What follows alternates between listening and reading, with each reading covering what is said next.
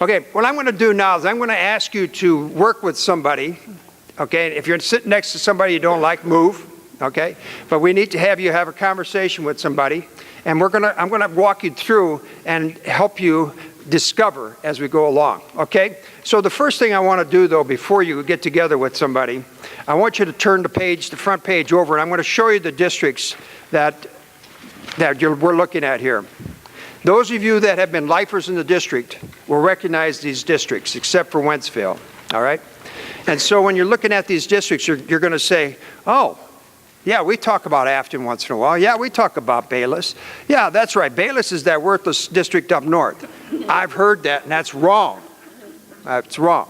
But that's what I've heard. Okay, that's people talking on the streets. And then Lindbergh, oh, everybody wants to be like Lindbergh. But then when we try to be like Lindbergh, oh, we can't spend that kind of money. I hear that all the time. Well, wait a minute. You can't have, your cake and eat it too. So anyway, so what we're doing here, though, is really making sure we have strong comparability so that we become far more intelligent about what's acceptable in this region. So that we cannot let Mehlville continue down the path it is. I'm going to tell you this right now. If Mehlville continues down the path it is, it's right now on the border of becoming a very cheap district. That's not something you want to be proud of, all right? It's right on that borderline, but between being effective and efficient, and it's a balance between those two. When you become cheap, you're losing your effectiveness, all right? And so that's what I'm saying is we're at that point. We've got to stop, all right? And so the one district that you see here, now Lindbergh is your top performing district. That's why you want to use Lindbergh, okay, as a comparison. And then you have Wentzville, which is basically a district that looks a lot like us. By the way, Wentzville is the only district last Tuesday that passed a levy initiative. Everybody else has crashed and failed. Okay? And so they've been having some problems passing their levies, last couple levies. Then they made some adjustments, and they really needed to. But if they didn't, they would have had to go to modulars and all that kind of stuff. So anyway, I want to make sure you saw that. So then when you look at the attendance page, I just want to point out one thing, then I'm going to ask you to do some research here. When you look at the attendance page, you're going to see the state average, okay, on the far right. The reason we do that is that we compare this region then with the state, and you can see that this region does very well, does very, very well.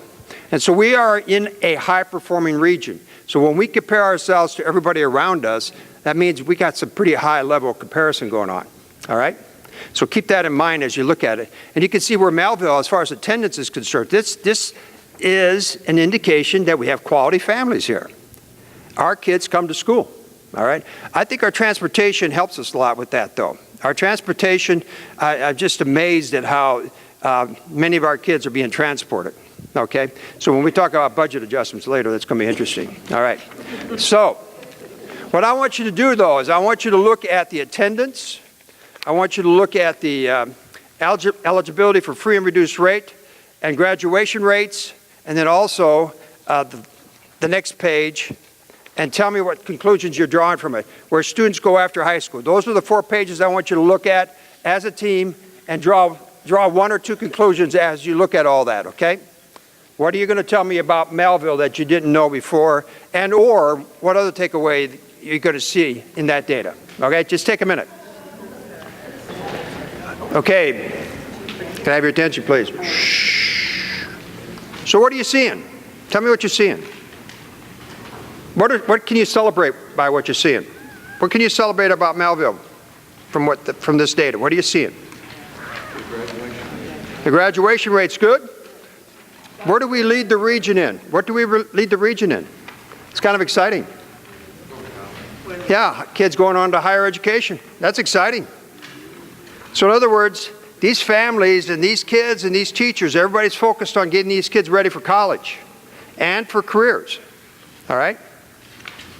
So as you drill down, as you're looking at data and you're drilling down and trying to figure it out, I think the main thing that's driving our performance is the advanced placement programs in the high school. A lot of rigor around that. We have the most AP courses in our high schools than anywhere else in the state. And so that's really driving a lot of rigor. So now as we learn from this data and we're seeing this, then we drive down that rigor into the middle school and into the elementaries. And I'll be talking about how you do that and how that works. But we're going to need some resources to be able to pull that off. All right? So what other kind of data did you see as far as graduation rates? Who's leading the region in graduation rates? Hancock. Didn't that surprise you? It surprises everybody else I talked to. Okay? A lot of people were making assumptions about Hancock. All right, now when you look at the data, as we go through it and look at the data, I'm going to point something out right now. Hancock's goal is to get the kids to graduate, not to get them ready for college or a career. All right? Because you're going to see that in the test results. All right? Now, what you're going to see in our test results, you're going to tell me. All right, so I want you to go to the ACT and the MAP test. The ACT test, which is the next, and go to the MAP test and tell me what you're seeing in those 3 pages. What is that data telling you? Those 3 pages. Now, don't talk amongst yourself.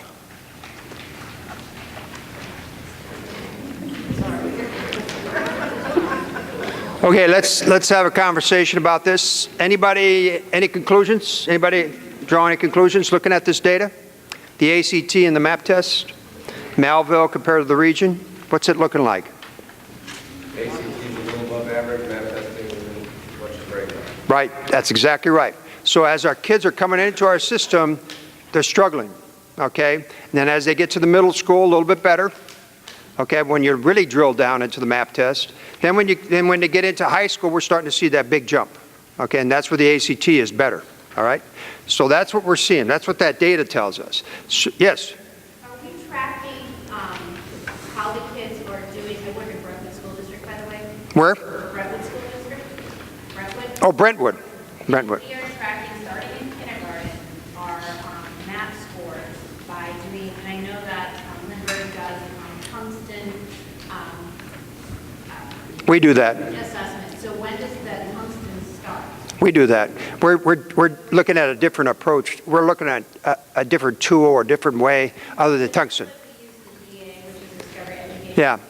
And, you know, any program works, but are we tracking in Mehlville how these kids are doing?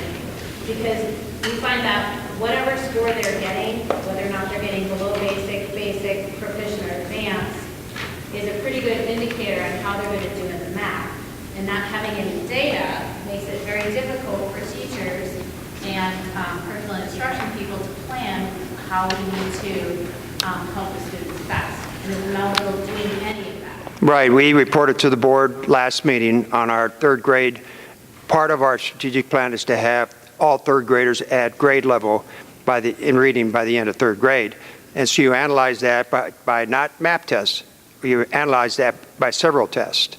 Then eventually you're identifying the gaps. And what we're finding is that we need to do a lot more intervention, a lot more work to get the kids to catch up, because really in Lindbergh, that's where they put all their work. Okay? And that's what we should be doing as well. But in Lindbergh, the kids don't leave.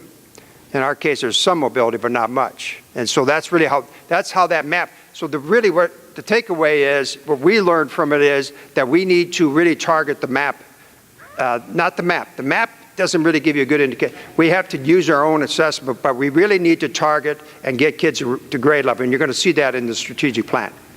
When you get to the strategic plan, you're going to see that that's one of our goals. All right? Some kind of systematic. Right. Right. Right now, Lindbergh, I think the tungsten is like every 6 weeks. Right. Every student is assigned a number. They can go and check what number they are, what they scored on it, how they did. There's a Palatine district in Indiana that tests the kids. They're not testing. They have ways of where the students are marking their own, and they, at the end of every day, chart where they're at. And so the progress in those kids is unbelievable. All those kids are taking algebra in the 6th and 7th grade.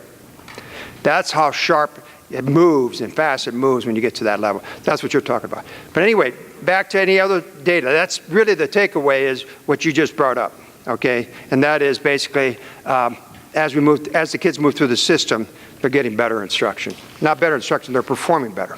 Okay, the instruction might be getting them to catch up earlier on. All right, let's go now to the next level. We're going to start seeing some reasons why we're having some of these issues, all right? Okay, I'm going to walk you through this a little bit. Okay, what you're seeing here is number of minutes of professional development per year, okay? This is actual facts. And so what we're looking at here is Mehlville has the least amount, and I mean the second is the least amount, and of course Fox is the lowest, and then Wentzville is the highest, Bayless, Lindbergh, etc. Now keep that in mind as we look at the other data as far as being able to train and teach the adult. All right, now we're looking at the number of teachers required, number of days teachers are required to be at work. Okay, again, look at Fox. Now Fox is an outlier, and I'm going to talk about Fox a little bit later. They're kind of foxy in their work. Oh, that's pretty good. Anyway, so basically then we have the 180 days, and then you can see where we're talking about 5 different days, but as far as being at work. The most significant piece, though, will be the next piece, and that's the minutes, the student-teacher contact minutes on the next page. You'll see that Mehlville is right down, really the lowest of all districts as far as overall student-teacher contact time. But when you look at it, and you look at the map results, Lindbergh and Mehlville's elementary minutes student-teacher contact time are equal. All right? And so, getting back to the teacher support issue that I talked about earlier, what's happening there is the Mehlville puts a ton of resources in that classroom, and basically is having intense instruction going on where they have guided reading. Those that you don't know what guided reading is, but there is very intense instruction going on because they have more adults in the classroom working with the same number of kids. Their class size is the same as ours, in some cases larger, but they have more adults in the classroom. The more adults means lower class size. So really what you're seeing there is a lot of strategic work going on. Even though they have the same amount of student-teacher contact, they're getting much better results than we are, and it's mainly tied to teacher support. That's all it is. It's teacher support. And so we drew that conclusion, and we went over there and learned from them, and that's part of our strategic plan. All right? So the next page then, the next few pages are going to talk about how we support teachers financially. Okay, now we're going to get into the cost per student. Now, this is not teacher, I'm sorry, I need to step back on this one. This is basically our cost per student. This is the amount of dollars we spend on a student and how we compare with other people in our district. There's 2 outliers in this. One is, I believe it's Fox, and the other one is Wentzville, and both of those districts finance and support their own special ed, whereas all these other districts have special school district, which is financed and supported as a large region. And so, but you can see the difference now between the Lindbergh and the Mehlville. It's quite a bit. When you look at that and you multiply it times 10,000 students, that's a lot of money. All right? So anyway, keep that in mind as you go to the next page, because I want to get to the strategic plan as fast as possible here. I'm trying to set the stage for it. This is the benefits. This is what it costs the district as far as benefits per teacher. Okay? And you can see there that Mehlville is right down there as far as benefits are concerned, and then Fox again is last. All right. Then what you have here on the next page, it looks like this. Those of you that need glasses may have a hard time with this one, okay? And that was what they usually call over 40 people. All right. Really what this is, whenever you have, I've been in many different states, several different states, not many, several different states, and in 2 of the states, they had arbitration. Basically, when teachers and board disagree, they bring in an arbitrator. The arbitrator does the science and eventually shows and has a recommendation as far as what is the middle of the road. While this is really a form of arbitration, comparing us with Lindbergh, because really when I came in the first 3 or 4 months, I was hearing people talk all the time about how we were paid the same, the teachers were paid the same as Lindbergh. And when I looked at and had a conversation with the superintendent, it didn't make sense to me. So we did this research, and we found out that a teacher who's in the system, without counting freezes now, in the system at Lindbergh and in the system at Mehlville, the difference is, including benefits and everything else, is $147,000 over 30 years. So a Lindbergh teacher gets that much more money than a Mehlville teacher does. Now, I need to be right up front. I feel that if we compared ourselves with all the other districts, we'd be right in the middle as far as what our teachers are making, as far as total package. Lindbergh is just paying that much more. They pay that much more for administrators and everything else. So, okay. Anyway, so that's really your teacher. Now, this next page kind of shows you, and I just want you to look at Lindbergh. It kind of shows you how they really do spend money to be able to support teachers and outside of the salary. And that's basically to bring staff there. And that's what this does. It shows that. And so that gives you a good sense of how that's managed, okay? We don't need to go through the other stuff, all right? So I'm going to take a breath here. Any questions right now before we go on? Okay. Now, this next page, my student forum. They were my first test case. I have students from 8 students from Mehlville High School and 8 students from Oakville High School. I had them read through this to see if this was student literate. And the students didn't have any trouble with it. So you should be able to read through it without any trouble at all, okay? And so what I'd like to have you do, though, is to do that, is to read through it to see if there's any questions you may have for clarification. But also, really, this is the truth. This is where we're at financially. And this is why we're struggling right now financially as far as having a deficit going into this year and next year. So why don't you take a minute to read through that. All right, everybody finished? What's your biggest aha? What's your biggest aha that you saw? I'm sorry? We pay less tax. We pay far less taxes. We are by the way, a point that's not listed here, our assessed valuation per student is the second highest in the region. And we're the lowest taxed. Well, second lowest to Bayless. Okay? Major gap there. Nobody knew that. I think everybody had a feel for that, but nobody knew that. Yes? What does translate that? What does that mean? In other words, the value of all the property in the district per student, okay, assessed value of all the property per student in the district is the second highest. Lindbergh's value per student is the highest. Now, if you really put science to that statement, I would say, because I'm having an appraiser look at this, and we're beginning to find some things that are really kind of interesting. This appraiser he's not connected to anybody. We're taking a couple sections where there's Lindbergh houses on one side, Mehlville houses on the other side. And the preliminary findings we're finding is this, and there's several areas where we're doing this. Because I keep hearing this, oh, that makes no difference. Oh yeah, wait till you hear this, all right? The amount of time it takes to sell a Lindbergh house, it's purely tied to education. It doesn't get to the market. The number of days it takes to sell a Mehlville house is 30 to 60 days. So when you translate that in a $250,000 to $300,000 house, we're talking $20,000 to $25,000 difference probably. Okay, now, you're going to hear senior citizens say, well, I want to die here anyway, so what the heck? Yeah. But what's going to happen, and really it's creeping from the north down to the south, it's creeping and it's jumping. And if we're not careful, we'll have a criminal element that's going to come in and be attracted to our system. So we got to be careful. And so I'm just cautioning everybody to be careful and to watch and to pay attention to the data. And the data is what we got to respond to. Now it's up to the community to make that decision. But the takeaway from this is that we have, it's not, when you do comparability, we're not doing very well at all.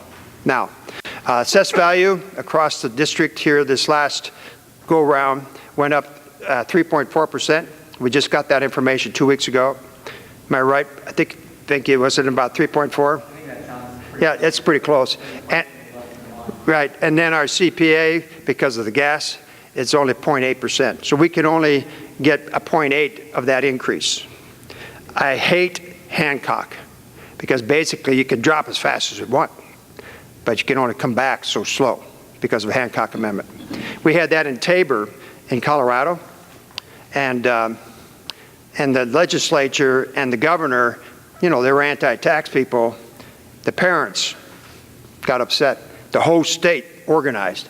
Legislators were laughing at them, and they passed an anti-Tabor law, and they were stuck for 10 years with major tax increases, all focused on the classroom. That shocked the governor. The governor was out within a year.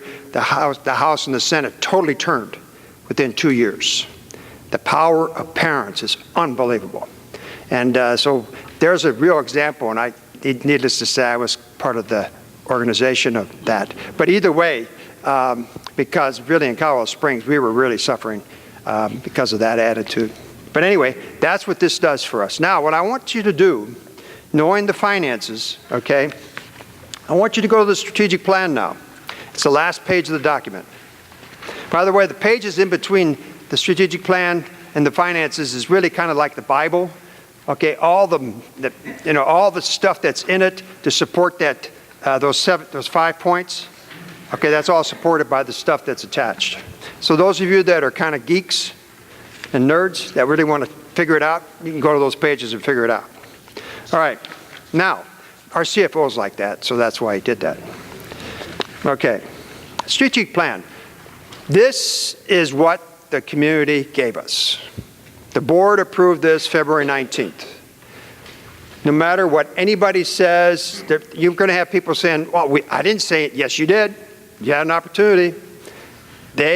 From all the data that we got, this is what the community told us they want for their kids. Look at that vision. There's 2 key words in that vision. Excellence, okay, and engagement. Critical pieces. Okay, the journey we're on right now, we're wearing people out. We're not approaching, we're very average. We're very compliant. We're not approaching that excellence. That's a problem. Okay, the engagement's very hard because we don't have enough human resources around the kids to be engaged. It's really hard. And so really a critical vision that came out of the community, all right? The mission basically, it's really an important mission because the mission was very clear to us that they want us to constantly get better. Constantly get better. Not just say we're good enough.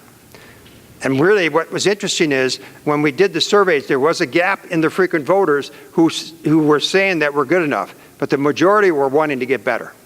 All right? And that's really what it's all about, getting better. And that's what the mission is. And so the goals that we have are student preparation, teacher support, and effective and efficient. Student preparation is all about getting kids ready for the next level. And so when you look at the measures that we're doing that, but really get into the indicators, and we talked about this earlier, the indicators are all 3rd graders at grade level by the end of 3rd grade in reading. All 5th graders at the grade level by the end of 5th grade in math. All students will be ready to go to high school. In other words, we're calling it 9th grade readiness, okay? And that is going to be very rigorous. And it isn't all about the grades, it's about performance. It's about the ability to read and stuff like that. Yes? You're talking about every child being at the same level as everybody else. We're talking about the child being at their ability to be able to handle 9th grade. So in some cases, the skill levels might be different. Okay. Yeah. And so you'll put support in to help those? Oh, we're going to have the community's going to have to help us put that support in. Can you elaborate on that when you move? Yeah. And what community needs to help us with the finances to be able to bring more people in to help us put more people into the classroom to help support so that we can get these kids to grade level. And how do we put, how do you do that? Tax levy. We already have though, it's not. No, that was back in 2010. Okay. And so we're going to have to educate the community, and the community is going to tell us what to do. And if they really want what they're saying here, they're going to have to step up. That's really what I'm saying. Okay. And we'll talk a little bit about that. Yes? What will be the plan for those that are above the norm? Where do those kids go? What will be the plan of attack for those kids that are above and beyond? Oh, no. There's Where we want to get to? Will there really, be any- when you talk about the engagement and the excellence, their grade level is just one of the compliance. They just keep going. They just keep moving. Really, we need to have a system that doesn't have grade levels. It's a system where kids are moving at their own pace. Okay, but we need to make sure they're getting to a certain grade level to get there. Right now, we have, we're deficient in resources to be able to do that. So they won't get lost in the No. shuffle and be a focus No. on getting to I think, grade and I think the thing that that's what I was trying to, that's what I'm trying to get at is that really with the advanced placement rigor that we have, we are responding really well to that. It's in the lower level, we're not. And it's because we don't have the resources. We do have a gifted program, but it's still on the grade to grade level, we don't have that ability to, we do have strategies, but it's still not something that could be more direct. So anyway, when you look at this then, what you're seeing here, really the last thing I want to focus on is graduation and college and career readiness, all right? So Hancock's kids all graduate, okay, that's their goal. Ours is college and career readiness. We're going to have kids graduating that may not be college and career ready, all right? Let me explain the difference here. College and career ready means that they're going to go into college and they're not going to have to take remedial courses. That's pretty tough. And so really, what you're going to need on an ACT score, and many of you are familiar with this, you're going to need a 24 on an ACT score to not to have to take remedial courses. So if you score below a 24, their senior year, we better be giving them remedial courses to have them catch up so that when they go into college, they're going to be successful and not have to take remedial courses. So the ACT and then the plan, there's other tests that lead up to the ACT where we got to have that high level performance and then respond to those that are not there and help them catch up, all right? That's how that all works, and that's how the college and career readiness, and we're defining that even more because included in college and career readiness is communication skills, problem solving skills, critical thinking skills, all tied to reading and writing. High levels of reading, high levels of writing. Okay, that's very important. Okay, it's not enough to be able to get credit and grades. You got to be able to perform, and that's what college and career readiness are all about. All right, teacher support. We talked a lot about teacher support already, and really a lot of that, as you can see under the indicators, it's student behavior, feedback from student to teacher, teacher to student. We're going to be observing through walkthroughs, getting more feel for it. Also, there's teacher satisfaction. All that kind of data is going to help us make sure that we're supporting the teacher, you know, in the best way possible. In Springfield, what we found was teachers wanted more support than they wanted money and salary. In fact, we passed a levy initiative, a major levy initiative, and the teachers really supported it when we said we're going to give them more behavior interventionists, behavior techs, additional teachers for reading literacy, coaching, mentoring. We put that list together and we put that out in the public. The public went all over that. They wanted that in the worst way, okay? And so that you're going to find is going to be something that we may want to be using in our language as far as being able to show the public what the real need is. Okay, effective and efficient, I already talked about that as far as where Mehlville is, but the real thing that was missing in our district on the last page that we don't have in our district, and we have a good start in it though, and that is actual action plans as far as facilities are concerned. And so the facilities we're looking at here is 5, 10, 15, 20-year plans for facilities, not just for maintenance, but also for improvement, all right? As we become more efficient around the use of technology, we're going to have to be creating tech centers in our schools, okay? And see a transition from the library to the media to the tech center, and that's not cheap, all right? And that includes your science labs and things like that. So what's really kind of interesting is as I walk your facilities, it's not too bad, but you could tell that the high schools need a lot of work. I'm not just talking about the facilities themselves. I'm talking about the grounds. Everything needs a lot of work. And really it's been pushed back, and it's mainly about maintenance as opposed to improvement. And really when I look at your middle schools, and I hate to say this, and I don't want to sound too bad, but I'm hoping a tornado or an earthquake hits Berkeley real quick. So that Berkeley the sinkhole, I forgot about the sinkhole. We could let that just eat it up, you know, and then we build something around. But it's one of the worst buildings I've ever seen. But anyway, and it's not very healthy. And so anyway, so there's a lot of work that needs to be done around facilities, a lot of work that needs to be done around planning and budget so that everybody knows what's coming down the pike so nobody's caught off guard. So in other words, if we have an initiative in November, we have an initiative in November to be able to bring and respond to the plan. And that will probably be more resources to help us get our kids to third grade reading level. That's probably going to be a big part of that. We bring that, we pass it, then we're going to need to come back to the public, and the public needs to see it coming through the plan. In other words, the action plan is calling for more and more resources as we go through the system. All right? All right. Now, that's pretty much that piece. I want to go through now with the budget adjustments. Was that the part of the plan? Okay. I think we have, let's take about 10 minutes to go over the budget adjustments at this time. And I have a handout. Now, you can take this with you. Now, as parents, I want you to put this in your purse. Okay? And when you have a Lindbergh parent yelling about Mehlville and saying we're worthless, you just pull it out and show them where our kids go to higher education much more than theirs do, and that'll shut them up. I guarantee it will. And the facts are there. The facts are there. Okay? They're going to say, well, our ACT scores are higher. Yeah, but we have more kids going on to higher education. So what did the higher ACT do? Okay. Well, anyway, so there's your argument. It kind of makes you feel good. We've been talking a lot about the levy or whatever. Are we assuming that, looking at the financial data executive summary, it looks like a lot of the levies would kind of just put us back to where we are. Like, we're going to have to lose a lot of stuff next year, but it looks like the levy is just going to put us back where we are today. Is it also going to get all of that stuff that we need for the strategic vision? It depends on what the community. What I have found is, thank you. What I have found is the more people know, the more they support. Ignorance is an ugly thing. Okay, so the more we do this with our public, okay, I would love to be in the church and talk about the responsibility that Christ has given us, et cetera. I don't want to get that too much here, but anyway, I mean, the obligation there is huge, okay, and really stepping up to the plate and making it happen. And so really what's going to happen is the community needs to tell us what they will support based on what they know. And so the real goal is, and we're going to probably test this in May. Vicki and I have been talking about this. We're probably going to test the education level in May to see where it's at so we can get even more strategic about where we need to get the word out and what kind of word we need to get out. But also we need to start figuring out what kind of tax threshold people are comfortable with. We need to start figuring that out too, okay?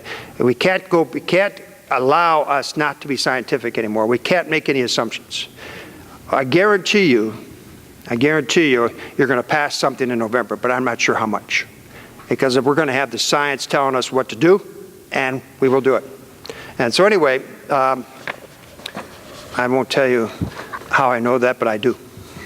Okay, and well, I should, but it will sound arrogant, so I won't say anything. All right, so what you have in front of you here is the cuts that were made back in 2011, 2012. Some of those we came back off of, but most of these were real. Am I right? Okay. So I'd like to have you go to the third page. Where we're at in the process is this. The board will be given budget adjustments, recommended budget adjustments on the 23rd, and I think we're going to ask the board. I'm not sure what we're going to do there yet. We're probably going to ask the board to approve those adjustments so that basically we can move forward on our budget.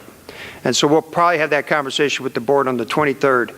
What we're going to be presenting to the board on the 23rd is really the $4 million recommendation. In other words, we're looking at a $4 million adjustment in reserves, which means we'll be bringing some revenue in, but looking at some revenue, but we're also going to be looking at some reductions, okay? And so what you see here on this page is the revenue piece. Now the revenue piece, we're looking at increasing the number of VIC students. That's a volunteer program coming from the city where we'll have increased 200 VIC students. Now, 10 years ago we had 1,600 VIC students. Now we're down to about, help me, I think we're at 200? 350. So we've dropped from 1,600 to 350, and at that time we also had our highest enrollment 10 years ago. But also we were a half-day kindergarten, I think is what we had at that point. All right, so keep that in mind. Then that gives us 1.3 million. Then we're also going to see revenue increases because we're going to increase by charging kids that are involved in activities. We're going to charge them more so that they are paying for their the cost of the activity. So that's going to be that revenue increase, and that's giving us $63,000. Then we're going to reduce staff, and we already are seeing, through attrition, we're already seeing and realize that we're going to be able to keep all of our staff here, but we did give non-renewals to first-year teachers, but we'll be able to bring all those back, I'm pretty sure. Right now, we're probably above the 23, 25. We either have a live cricket or our phone is ringing.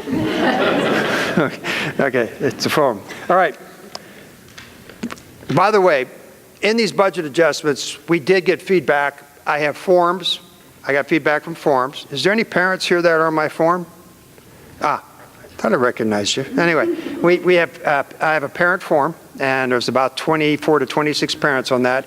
Then I have a student form, 16. Then I have a teacher form that has about 25 to 30 on that, and they gave us feedback. And then we had focus groups. They gave us feedback. And then we had an email blast, and we picked up about 48 pages, 50 pages of feedback on that.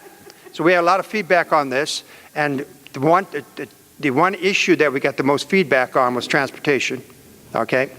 And we did get quite a bit of feedback on teacher reduction, but the most we got was in transportation. And so we're looking at some possible adjustments in that, and we haven't had the conversation with the board yet, so I don't want to share too much here.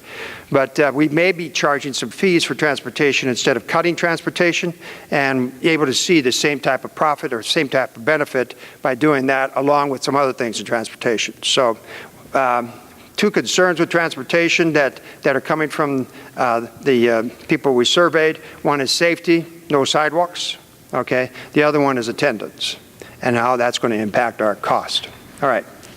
The one-to-one technology, conversations around that, and basically reducing it so we wouldn't move the extra year.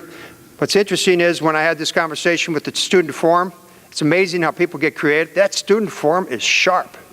And they said, well, why don't we bring our own devices? So then eventually I brought my tech people in, and they figured it out. And the kids said, well, we as seniors can bring our own devices in, the devices we'll use then as freshmen in college. And so we can take the stuff with us. And this is the student forum now. The parents didn't think of this. The parents never do. They're surviving, okay? And the teachers are living day to day as well. But these kids were thinking. And so ultimately what's interesting is I think we're going to benefit from this whole issue. Because the students are saying, well, then wait a minute. Why don't we start the junior year? Because really that's when your really intense college prep is. So go junior, senior year with our own BYOD, not BD. Bring your own device. And then, but we have kids that can't afford it. And so that's where we would need to supplement those kids so that they have the same type of offering. And what was interesting about these kids is your computers, this is their exact words, your computers are kind of lame. I says, oh really? Yeah, ours is better because really ours has got this and this and that. I didn't know what they were talking about. But anyway, so the one-on-one initiative really created some innovation, which is really kind of exciting. And Limburg already lets their kids bring computers or devices. Okay, so Lindbergh already does it. Yes. Sophomore, and he brings his own computer every day. Oh, he does. Oh, so is that why he's in detention all the time? No, I don't. He's not. I just. I know he's not. But he takes both of them. Oh, he takes both of them. Well, that's kind of crazy. Well, because his computer does a whole bunch of stuff that the school computers don't do. Yeah. All right. He's got. See, so we're ahead of it here. So he's ahead, yeah. He's ahead of it. So he is using both. Anheuser-Busch does the same thing. Anheuser-Busch does the same thing. You bring your own devices. Well, I know Purina brings their own dogs. So There are other districts where I came from, elementary students across the district who bring their own devices. That I would walk into classrooms and they were reading their books on their iPhones. I know I bring my own device. There. Anyway, it's not very good. I like that, Norm. Yeah. Yeah. So I think that's probably the next transition. It's going to save the district a lot of money, but also it's more resourceful in the fact that it's meeting the needs of the students. So it's a good strategy. All right, the library, books, periodicals. This might be the fact that we're freezing this. This might be the transition we're seeing that where the money spent on this goes into more technology. We'll see what happens there. All right, school supplies, then we have, we've already made the adjustments in administrative staffing. And so in central office, we can't be any more lean than we are now. In fact, it's pretty much an interesting scenario. Then we have the classified staff where we're eliminating 9 health room assistants as well as 5 instructional tech assistants. Okay, and if they bring their own devices, that's going to be interesting what kind of tech assistants we're going to need for that. And that will probably be a different type of tech assistance. All right, next page.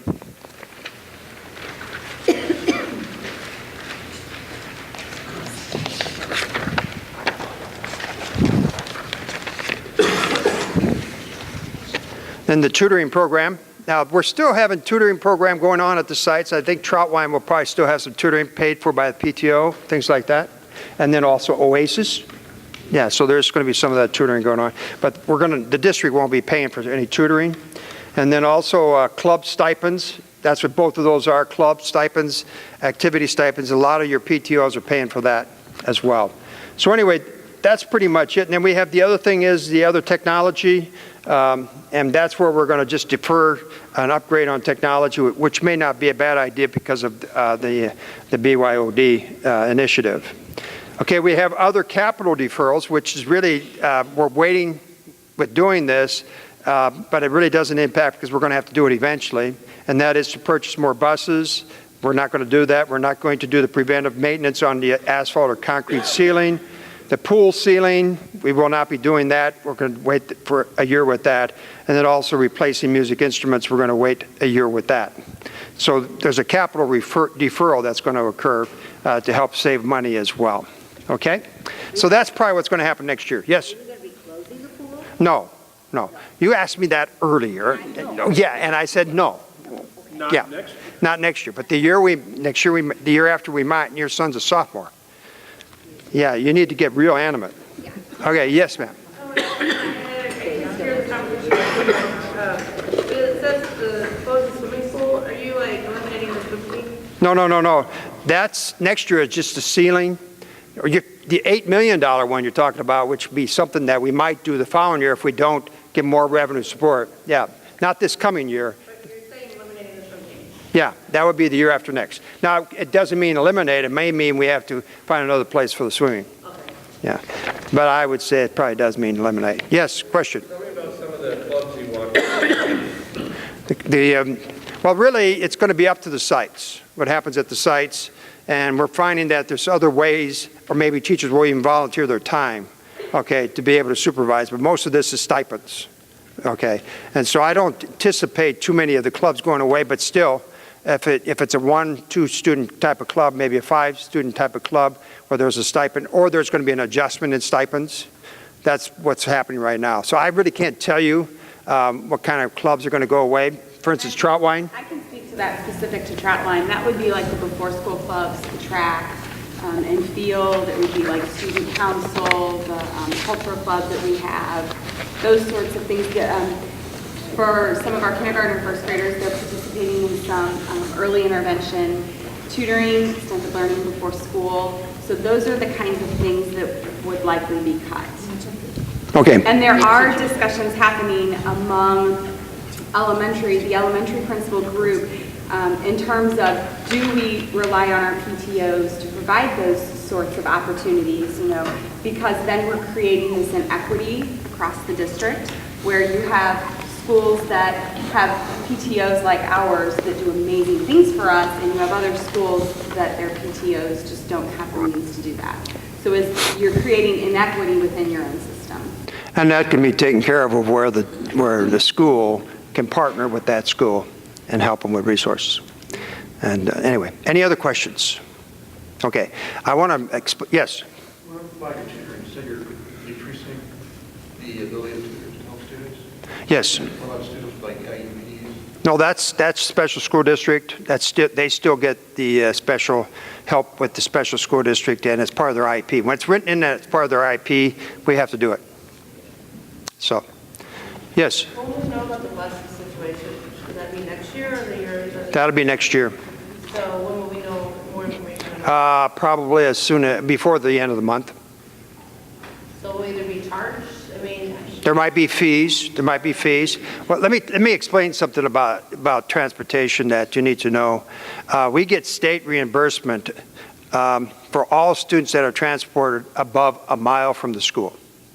Anything less than a mile from the school, which is 1,434 kids, we don't get any reimbursement. Okay, and so what we're thinking about doing there, because if we cannot charge fees if we're getting state reimbursement, that's illegal. We found that out. And so the only thing that we can do is charge those that are not we're not getting reimbursed for, and that's those that are being transported less than a mile. So that's 1,400 kids. So then what happens, so do you have an estimate of a plan? I mean, like, We do. okay, within the year with them? Not now. But basically what all I can say, because I really haven't had conversation with the board and we're still figuring it out. But because we're discovering as we go, because for instance, the attendance piece, I knew that would be a problem, okay? And, you know, we don't want to use transportation as a threat to get people out to vote. We want it to be a way to save money. Okay, and really when you do the analysis as far as saving $500,000, yeah, if we charge fees for those 1,400 students and if we charge fees for kids transported in activities, we will cover that $500,000. Come close to it anyway. Yes? What about, of those 1,400 kids that live within a mile from the school, what about the families that can't afford the fee? Would there be some sort of Right. raise for them? Right. You know, stuff like that? Right, we'd have to, yes, yes, I think that'd be the fair way to go. Yeah, yes? The 200 big students, do we know for sure that we can get those? Oh yeah, there's about 5,000 that want to come. And then what is the demographic of that as far as students struggling? Because I see on here that you're going to cut support to the teachers for struggling students, and if we're going to take in 200 students, are we really doing them any good by taking the money and then not being able to teach them? Now that is a concern of ours, yes. But I really think when you look at it's more the Riverview Gardens than it is the Vic. The Vic kids are pretty talented, pretty sharp, and really the reason they're here is not just for the education but for safety. So, yes. On paper, the amount of big kids we're taking in looks like we'll be operating at a deficit on those children. Oh no. No, we fill in wherever we have open gaps, so that it's not costing us anything to bring the Vic kids in, except for what you're talking about, where more intervention. But no, there's no extra cost with that at all. In fact, it's more revenue for us. Because it looks like we're approximating $8,600 per student, and we're receiving $6,500. Right. But really, that's our actual cost. But then when you're filling in the gaps, you're actually, bringing class sizes to where they need to be and stuff like that. There's no extra cost there. So that's why it's good when it can fill it in like that. The other side of it is, if you knew my background, I love the richness that I'm seeing in our schools because of the big kids. There's good diversity going on. It's really good.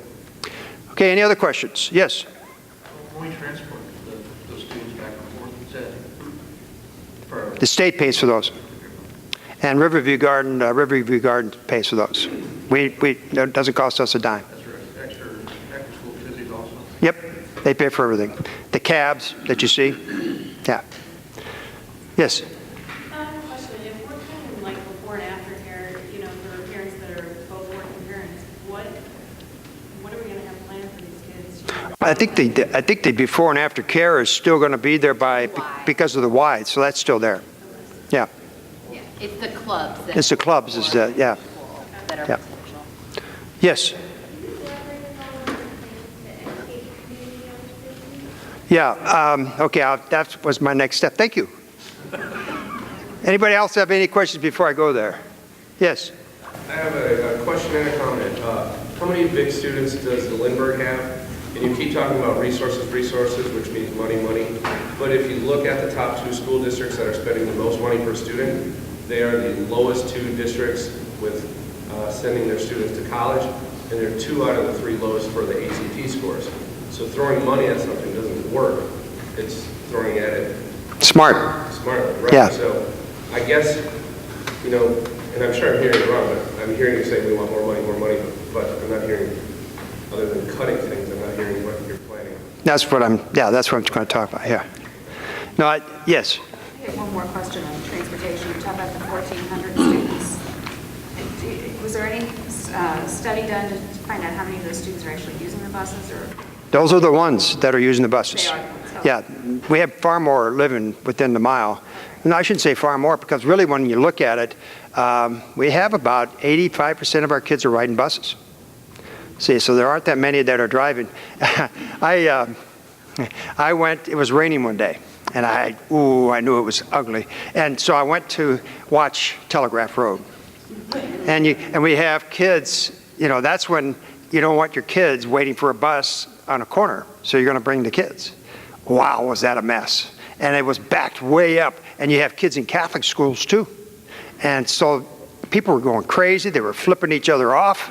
I tell you what, to be honest with you, to get more resources, it may not be a bad idea to go ahead and drop the transportation, just watch everybody go crazy. But that won't work, That's being abusive. That's being abusive. All right, but anyway, try that sometime, watch that. It's really interesting. Anything else? Okay. Basically what's happening is this. Public education is probably one of the, and really the nonprofits are very poor, okay, at advocating, selling their product. And so what we're going to do is we have a special group that's being identified, okay, and there's about 15 people right now that are on that group. And about 12 of them are crazy, okay? They have to be, okay? And what's happening here is this is what we're calling an advocacy group. And it's not there to pass a levy, but they're going to be a major part of that. But they're there just to basically put together a plan to respond to the strategic plan, but also a plan to make sure that the community is educated. And so they will put together strategies around educating the community. So it may involve a recommendation to John and the communications department to put out a monthly one-page document to all of our people, laying out for them what our finances are, or laying out for them what our needs are to be able to meet the strategic plan that they gave us. See, that's what that advocacy group's going to do, is do that. Also, the advocacy group is the type of group that's going to help recruit good board members. The advocacy group is also going to be a group that's going to help respond to miscommunication that goes into the call or into anything else along that line, okay? By the way, in the research, the frequent voters told us that the way they learn about our schools is through the messenger and through the call. About 74% of them said that, both ways. Otherwise, they hear it by talk on the streets and teacher talk and things like that, parent talk. But most of them were getting their message from the call and from the messenger. And so we're going to be strategic. I'm meeting with the call weekly and putting together strategy on how they're going to support the strategic plan and support us in our work to get the word out as well. So that's how we're doing that. And the advocacy group is critical. Okay, they have to be really smart. There's going to be a couple of them in that group that have huge egos, and I'm going to have to slap around a little bit to get their ego down, but they need to have ego, okay? And so we need a lot of humility so they can listen better. And so really we're going to do some good training with that. And so you're going to probably, let me give you an example of what that advocacy group can do, because I've done this, all right? They're going to identify, for instance, they're going to get a list of names throughout the community of supporters of kids, okay? Their goal is going to be to get the community excited about its kids, not necessarily its schools, it's kids, okay? Right now, the community is impressing upon St. Louis. Anywhere I go in St. Louis, it's all about money. This community is the cheapest place to live. They don't say anything about the schools, they don't say anything about the kids, they don't say anything about anything. That's not a good reputation. Okay, so the advocacy group purpose is to say, this is the place, this is the destination place to raise a family. This is where you want to be 5 years from now as far as raising your kids because of these things. We got great principals, we got great teachers, we have great staff, we have great people. And by the way, they support, all right? Not just financially, they support by the way they talk, the way they speak, the way they know their system. That's what the advocacy group's going to do, all right? So I'm not going to canonize them, but I'm going to come awful close. And so how did I get these names? I got to know them a little bit. They're crazy. And most of them are. But a couple of them were recommended, and I'm finding that, yeah, they are so excited and really bleed Mehlville. Those are the type we want on that committee, okay? So, anyway. Understand something really important. As a district, we cannot push for passage of anything. Nope. We're not allowed to do that. So, you guys have to advocate for us. We can tell you all the wonderful things that are happening, but we can't take the next step, and that's why you should vote yes. That's why you should vote for candidate Y as opposed to Z. We're not allowed to do that. Right. Now, the other thing that you're going to find is that education doesn't have a strategic plan. They have one, but they don't have one. This is a strategic plan. This came from the community. So we could speak this plan, and I guarantee you it's going to get traction everywhere. All right? And so that's really the critical piece, and that's how you get the word out. Okay, now, we will not take anything to the ballot box unless the community tells us to do so. Okay, that's my response to you. In other words, we will survey, we will be very scientific to make sure that it'll pass before the board will make sure that it'll pass before they support it. And so we're going to survey, we're going to research two things. We're going to research level of education, knowledge about the district, and the other one is tax threshold. What are they comfortable with? But they need to know about the district. If they don't know, then they're always going to vote no. It's like anybody else. If I don't know something, I'm not going to support it. I can't. I have a hard time. Now, I have to be honest with you. I trust someone until they violate that trust. I don't care who they are. And that's not necessarily true of your taxpayers, because I think they feel like they've been burned. I don't know why, but they do. So, okay. Anything else? Yes. Oh, you're hot. Anyway, Mickey, anything you want to share? They covered it pretty well. Okay. So what I'm going to say is I really am excited about you being here. I'm hoping you're walking out of here with a lot more information. And by the way, the first person you see on the street, you know they live in Mehlville. I don't care if they're a pro or con, whoever they are. Tell them, hey, I got some good news to share with you, and pull this thing out and bore them to death. Okay? And then if they want more handouts, we'll give them more handouts. Okay? Yes, Pinky. A little late, but I did think of something. And to address your point regarding money doesn't solve problems, but it gives you a chance to succeed. So money doesn't guarantee success, but lack of money can guarantee failure. And the difference between us and Lindbergh, one easy number to remember, it's buried somewhere in that form, but it's $21 million. So on a per student basis, Lindbergh spends $21 million more than us, which means we need to add $21 million budget to go from 105 to 125, 126. That smaller class size with more resources, better technology, better facilities, all that stuff. Then we can compare apples to apples. So Yeah. Lindbergh does do better than us, but they also have a huge advantage over us in terms of resources. Yeah, I think the other thing is that we do have mobility. People come into our system, they discover a lack of support, and they leave. And we got to be stopping that. A lot of our better families are leaving because of lack of support. In fact, I had two of them approach me today and say, if we don't have an initiative on November and we don't pass it, that's a sign that they don't care about us. We want out of here. So they're going to put up they're going to put their home for sale and go across the street. And so that's bad stuff when that happens. So anyway, yes.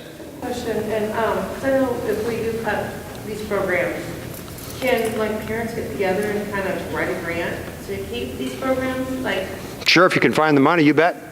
Yep. Now, one thing I want to mention before I almost forgot about this.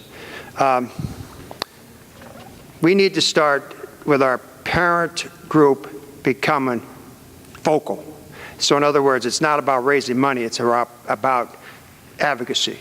It's about being at the BTO, trying to figure out how to get your neighborhood excited about your school and about the district. And that, if we can get every site to do that, to build the parent advocacy, okay, yeah, parents need to vote, but build that advocacy, because parents talk. Man, do they talk. And more importantly, their parents talk even worse, because they got all day to talk. okay? And so that's really the critical piece, is the conversations that occur on the streets, stuff like that. Okay, anything else? I want to thank you for your time. And if you have another venue, for instance, if you want me to come and preach at your church, I will. I've preached in the Lutheran, I'm a deacon in the Catholic Church. Whatever you want me to do, I'll come and I will preach the value of children. I won't talk money, but I'll preach the value of children and why it's, when a community is focused on the children, it has a bright future. When it focuses on its seniors, it dies with its seniors.